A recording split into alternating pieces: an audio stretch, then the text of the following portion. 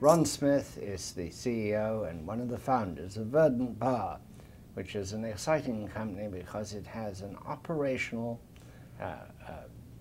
plant, or series of turbines in fact, in the East River off Manhattan. What's that project called?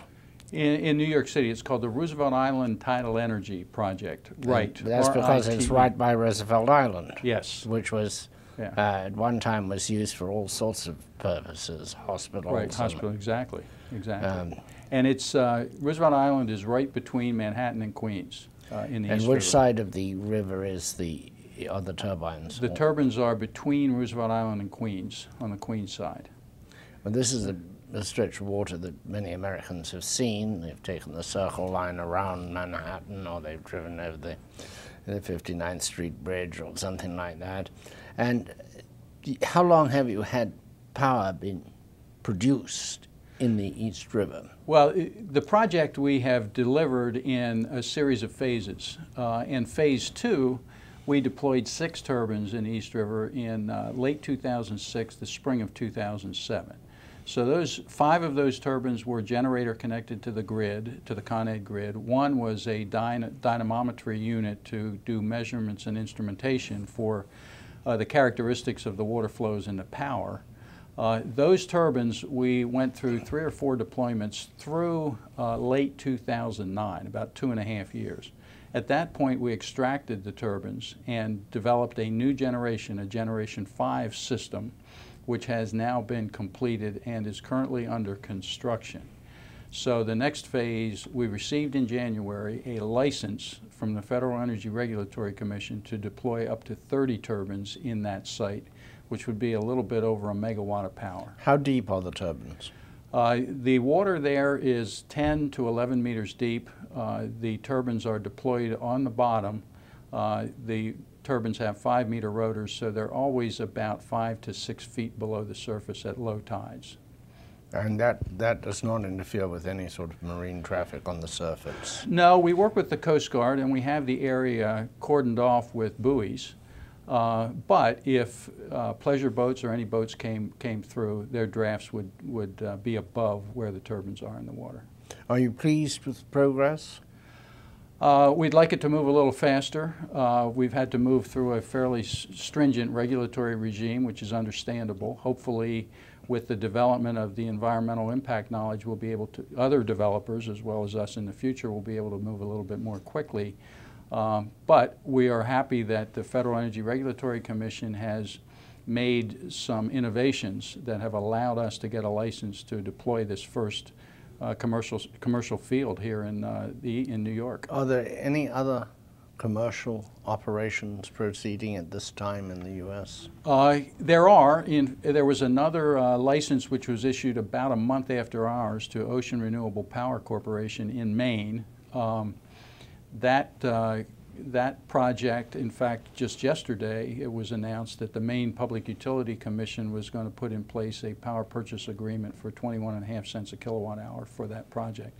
So those are the 2 projects that have been licensed by FERC so far, ours and Ocean Renewable Power Corporation in Maine. Are you pleased?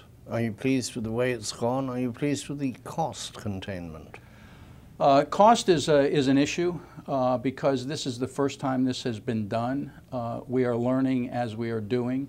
Right now, a major part of the cost are the marine operations, which is the installation and retrieval of the systems.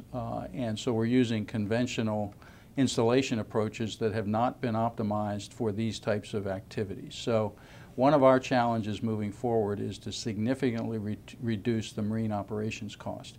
But in terms of the performance of the systems and the overall cost of the systems themselves, we're confident that we can produce and deliver those systems at a competitive range for reasonably competitive electricity rates. How is Verdant financed? Our financing comes from friends and family, individual investors in New York and elsewhere. We have had one institutional round of financing, which we have moved on from, and then approximately 40 to 50% of our funding is from governments. New York State Energy Research and Development Authority has supported us for the past 10 years.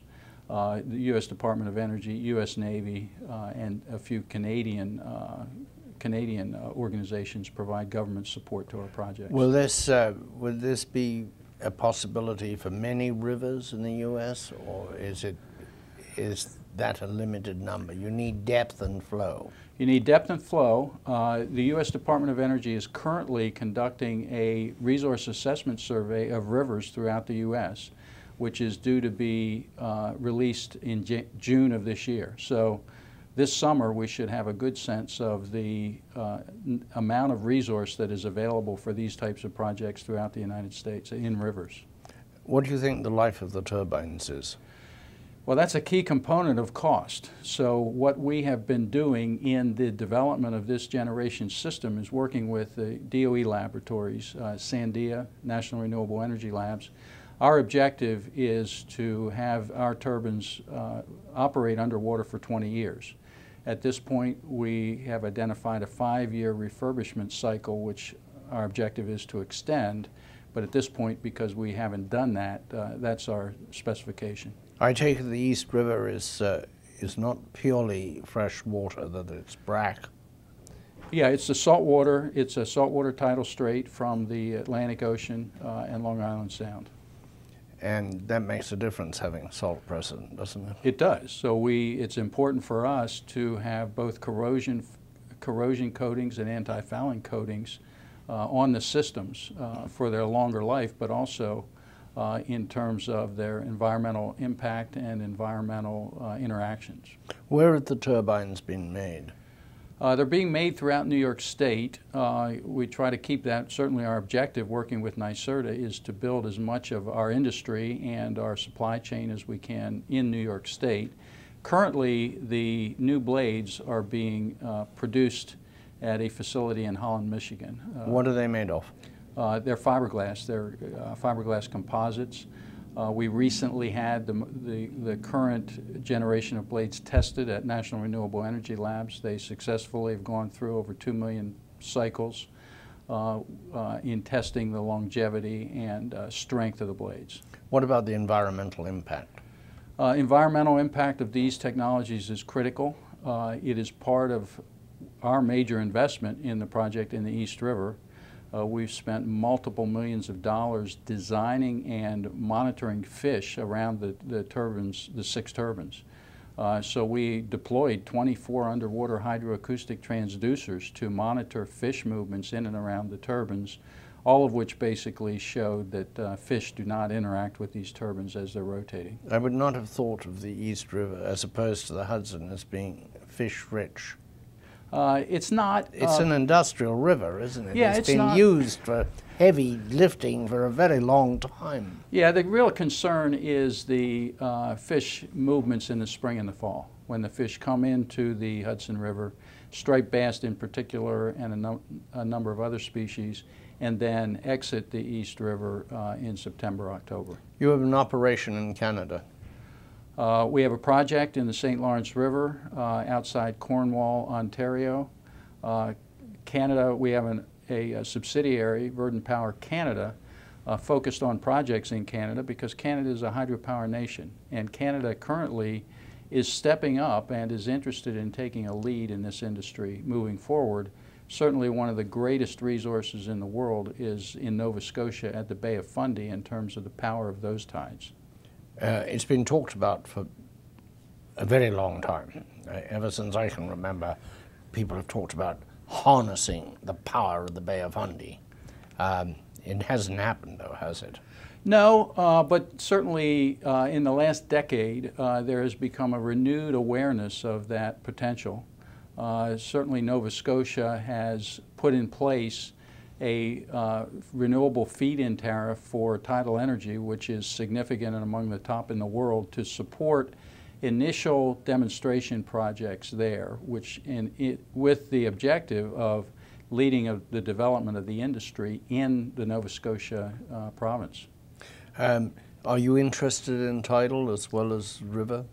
Yes. Well, our project in the East River is a tidal project. Our turbines rotate, and they move in both directions. The water does reverse. Yeah, and at slow tides, the turbines don't rotate. So when the tide goes slack, the turbines go slack. The turbines stop. So what we found in the East River was the turbines would produce electricity 78% of the time, and then stop when the tide was almost slack. Otherwise, they're almost base load, but they're not. They're predictable. They could be, depending on how close to the utility they are in terms of, and how significant the load is to the Con Ed grid. We were, as I mentioned, the capacity factor in the East River was around 30% or more. The water-to-wire efficiency of the systems was 40% plus. So they're highly efficient. It's a good, predictable resource, but as we scale them up, the utilities ought to be, we need to work with the utilities so that they can manage the resource. Ron, how did you get into this? It's not a business that anybody inherited. No, my background is aerospace industry, manufacturing operations, and management consulting. I got into this, I was doing some consulting work. A friend of mine who was one of our co-founders was doing some consulting work in electricity, was interested in renewables, and knew a developer, an inventor in Annapolis, Maryland, who we initially funded and built a prototype and took to Canada. In the 18-month process of doing that, we learned a lot and we saw an opportunity. So we then, in 2000, incorporated Verdant Power with the objective of commercializing this technology. We've looked over the decades to New York for many things. We haven't thought of it as a pioneer in power generation. Thank you so much, Ron. Thank you. It's a pleasure to talk to you. Good luck.